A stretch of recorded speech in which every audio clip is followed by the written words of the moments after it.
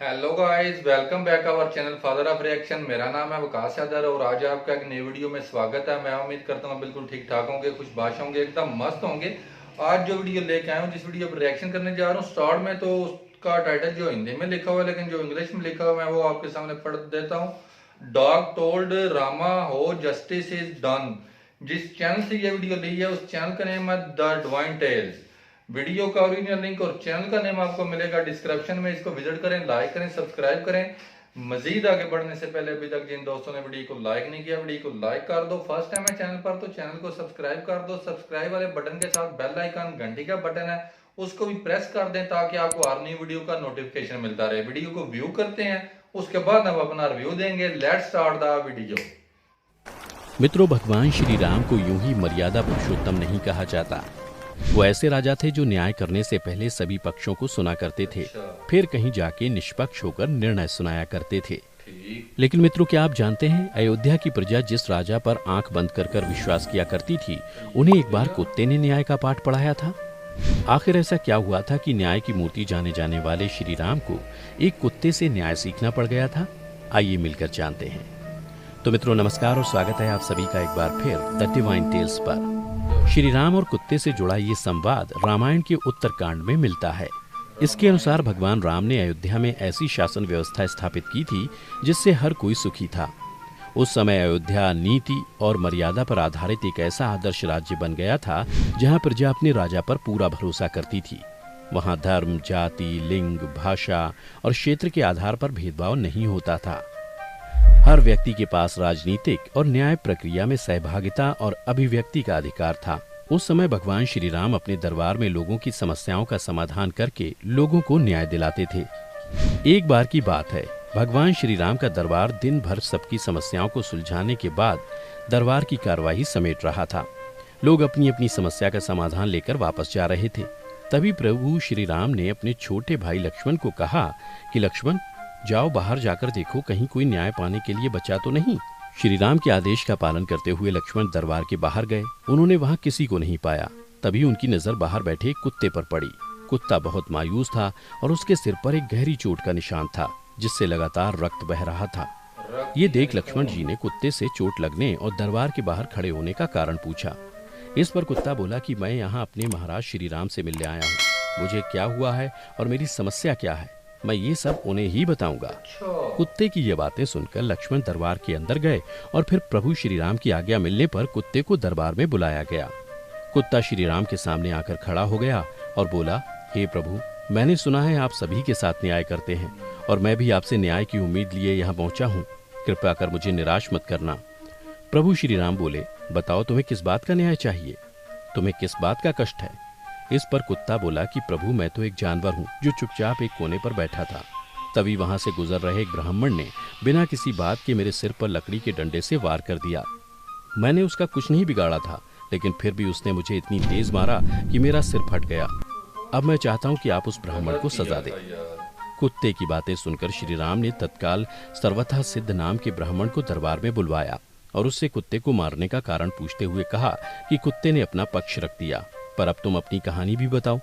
सबको बताओ कि तुमने कुत्ते पर बेवजह हिंसा क्यों की। अच्छी बात है, दोनों की बात। इस पर रोते हुए ब्राह्मण बोला, महाराज, मुझसे बहुत बड़ी गलती हो गई। जिस समय मैंने कुत्ते को मारा उस समय मेरा खुद पर काबू नहीं था। मैं अपराधी हूँ। तब मैं भूख से बौखला रहा था, मैं गुस्से में था, निराश था।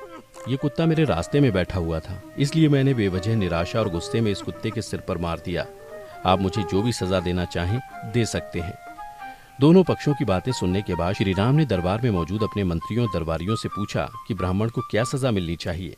तब सब कहने लगे, महाराज, ये तो बहुत अनोखा मामला है। पहली बात, पीड़ित एक जानवर है। जानवरों को न्याय दिलाने के लिए अब तक कोई कानून बनाया ही नहीं गया है, इसलिए राजा होने के नाते आपका ये अधिकार है कि आप ब्राह्मण को क्या सजा देते हैं। अब क्योंकि ये मनुष्य और जानवर के बीच हुए विवाद का पहला मामला था, इसलिए श्री राम भी थोड़ी देर तक सोचते रहे और फिर कुत्ते से बोले कि क्या तुम्हारे पास सजा देने का कोई सुझाव है।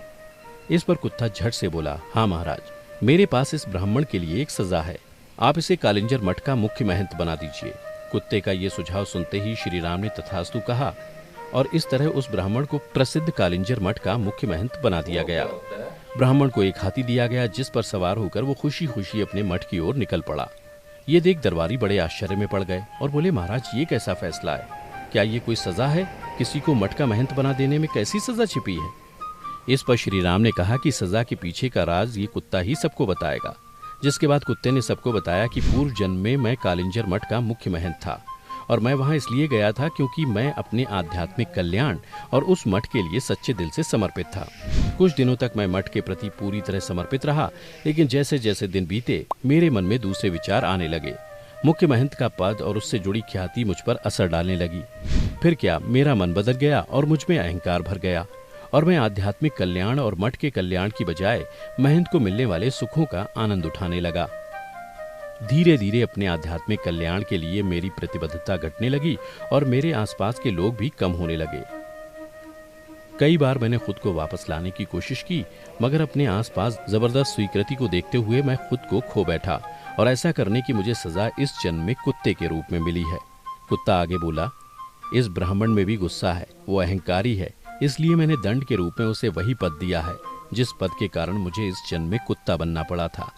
अभी इस ब्राह्मण को महंत का पद अच्छा लगेगा, लेकिन जब वो पद की सारी सुख सुविधाओं में लिप्त होने के बाद अपने कर्तव्यों का पालन करना भूल जाएगा तो उसे भी मेरी तरह अगले जन्म में कुत्ता बनना पड़ेगा और इस तरह उसे दंड और मुझे न्याय मिल जाएगा।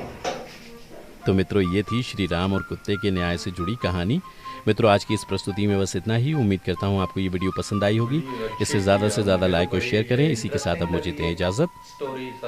मैं फिर लौटूंगा ऐसी ही कुछ और धार्मिक जानकारियों के साथ। तब तक के लिए द डिवाइन टेल्स परिवार को अपना स्नेह ऐसे ही देते रहिए। धन्यवाद जी। तो गाइस, ये थी वीडियो यार, बहुत इंटरेस्टिंग और मजे की स्टोरी थी। एक कुत्ता जो है वो, उसके साथ अन्याय होता है, ज्यादती होती है, जुल्म होता है। वो श्री कृष्ण के दरबार में उनके जिधर वो बैठे होते हैं लोगों के साथ, वो उनके मसले मसाइल सुन रहे होते हैं।